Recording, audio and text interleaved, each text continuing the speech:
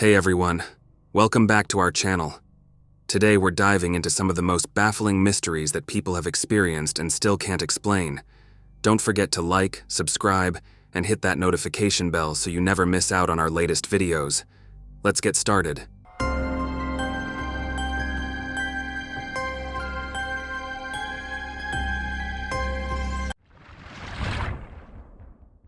This sounds so incredibly fake, but I swear it happened. I grew up in a very rural area, in a tiny town of less than 30 people, all living in a handful of very older Victorian homes spread across maybe 3 or 4 streets that were all configured in a big circle sort of layout with an old late 19th century hotel in the center. This little town was the remnant of a long-forgotten stagecoach stop between 2 slightly larger, but still very small rural towns. Our house was at the very edge of town. Everything else around us was a thick forest that would then open out onto this prairie. Our house was backed up against the forest, and my brothers and I used to play in it as kids because there was nothing else to do, and no other kids in town. Shortly after we first moved there, we were wandering around in the woods behind our house, and we found this old bricked cobblestone path that was partially buried by the undergrowth.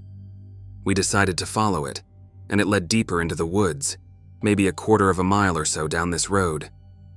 There was a smaller brick path branching off this old road and leading up to a smallish white Victorian cottage-style house.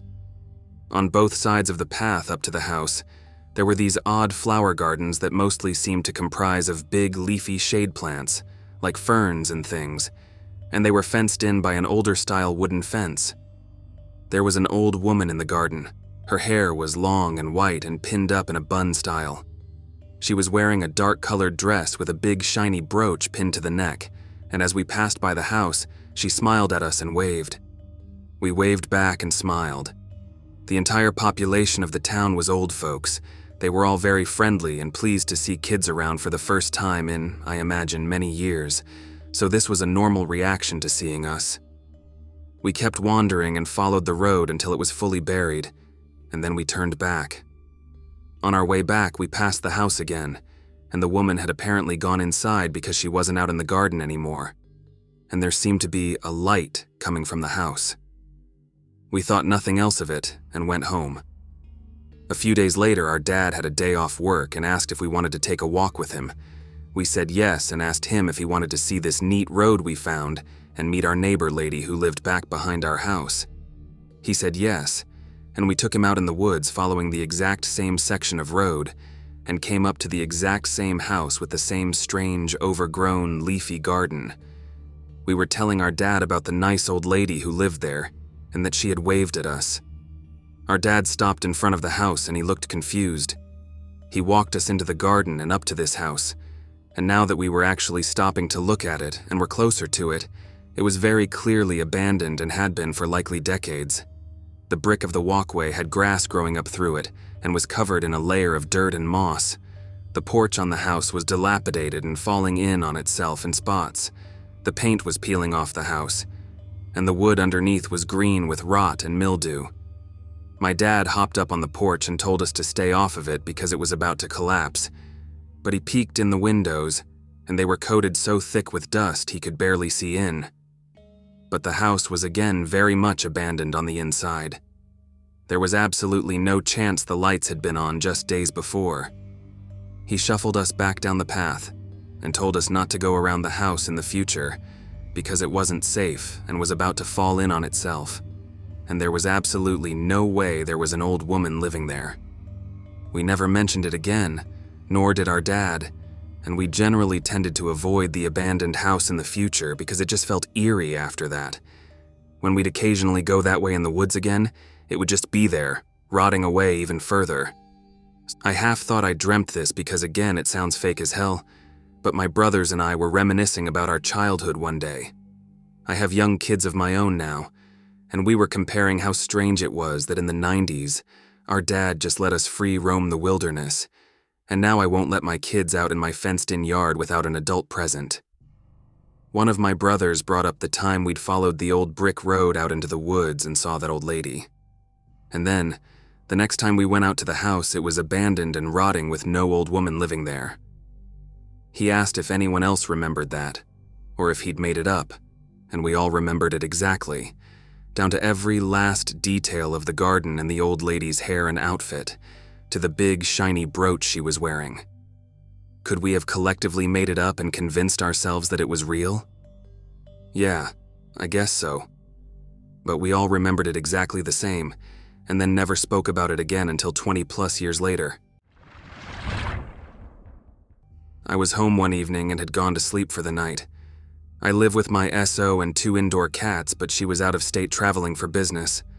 I woke up in the middle of the night. I wasn't sure of the time, but it was completely dark, because my body was freezing cold. I actually like it cool when I sleep and usually have the temperature around 70 degrees or colder since I live in central Texas. But this was different. I was ice cold but wrapped in blankets. It was the middle of summer, so evenings aren't cold.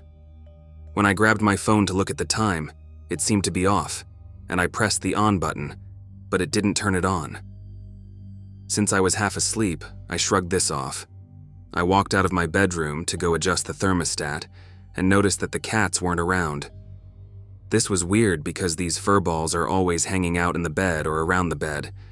Anyhow, I walked to the thermostat and tried to adjust it, but the power to the thermostat, I have a Nest, was nil, and the power to the house seemed to be off. I peeked out of the upstairs window to see if any of my neighbors were having power issues and noticed that all of their outdoor lights were working just fine. From the time I woke to this moment, it was probably 1 to 2 minutes maximum. I decide to wander downstairs to grab some water, but I am startled when I realize there is a glow of light coming from the first floor. The way my house is situated, I couldn't see the light until I had approached the stairs. I found this odd because the power seemed to be out just upstairs, which didn't make a lot of sense. I started walking down the stairs and began to hear a faint humming noise. The noise had a high pitch to it with arbitrary pulses of low sounds, almost like a muffled weed whacker that someone is throttling at random. As I continue to walk down the stairs, I spot a dark, slowly moving figure in the room with light at the bottom of the stairs. The next step that I take feels like I walked off the side of a cliff or was sucked into the floor. That is really the best way I can explain it, because I don't remember what happened after that moment. I just lost all feeling in my body. My next memory is waking up again to the sound of my phone's alarm. Everything seemed to be back to normal. I sat there in bed. Cats are back to being lazy in bed next to me, and tried to think about the 2-minute incident that happened in the middle of the night. I am not a sleepwalker, and I was definitely not dreaming. My security system's app shows the time whenever a door is opened or closed. I realized that my security system was disarmed on the app and that the front door had been opened and closed several times throughout the night. I pulled up my security footage from the exterior cameras and was surprised to learn that there was 0 footage from the night. The motion sensors reacted to a random car driving by around 10 p.m., and then the next thing is another random car in the morning. So someone or something walked in and out of my front door, but the cameras did not capture any footage. My neighbor across the street has a good security system that points at my house, so I asked if he could review the footage from his cameras. I told him some made-up story about how I thought someone had broken into my truck. Anyway, he said it was weird because when he pulled up the footage from that night, his cameras did not record anything. Just a time gap once again. My first thought was that I was sleepwalking and that the memory was a dream. But it just couldn't have been. When I looked out of the window in the middle of the night, I distinctly recall a red pickup truck parked in the wrong direction in front of the neighbor's house. I always notice when cars are parked left wheel to the curb because I've gotten a ticket for this in the past. Anyhow, the truck was not there before I went to sleep, based on footage, but was there in the morning, based on footage. So the truck was there when I saw it in the middle of the night. I definitely woke up in the middle of the night, cold as ice, no cats, no working phone or thermostat, saw the truck out of the window, and then got warped by something on the stairs. A couple additional things were different in the house. The security system was disarmed, and I definitely armed it before going to bed. The light was still on downstairs, and that was absolutely off before I went to bed. My whole body smelled like burned marshmallows. I know this is weird, but it's really how it smelled. And lastly, my 55-gallon fish tank that sits at the bottom of the stairs in the entryway was missing 2/3 of the water. Seriously, where the fuck did 40+ gallons of water go? The whole area around the tank was bone dry, and the fish were fine. I think I was mind-fucked by some thirsty aliens. I was on my honeymoon in Mexico. My maternal grandma had been ill. She'd been in and out of the hospital some, but had settled down and was back home. I'd called my parents a few times from Mexico, but didn't actually reach them. On a whim towards the end of our trip, I tried to call my mom on her cell phone. She's at the hospital. Grandma was hospitalized and was touched and go for a bit, but she's doing okay. I talked to my grandma for a few minutes, said bye to Mom, and continued with the honeymoon. Last night of our trip, we're staying in a hotel near the airport where we're flying home from. I often get pre-travel jitters, so I was awake in bed just staring at the ceiling, thinking about our trip. My wife was fast asleep. All of a sudden I felt my grandma's presence, like she was literally sitting next to me, and then just as quickly she was gone. I started sobbing. My wife woke up and I told her what happened. She just hugged me and told me, "You just spoke to her. I'm sure she's fine." We fly home the next morning. The moment we land and the seatbelt signs are off on the plane, I turn on my phone, and it rings instantly. It's my mom. She and my dad are at the airport to pick us up. We'd arranged it beforehand. I'm still thinking about my grandma, but I tell myself, Mom sounded fine. Everything's fine. We get off the plane, through customs, etc., and the moment I see my mom's face, I know. I just said, "Grandma?" "Yeah," she said, and we hugged and started crying. As we're walking to their car, I tell my mom about what happened the night before in our hotel room. She asks what time it was, and I tell her. "Huh," she says. My grandma had passed just before that time.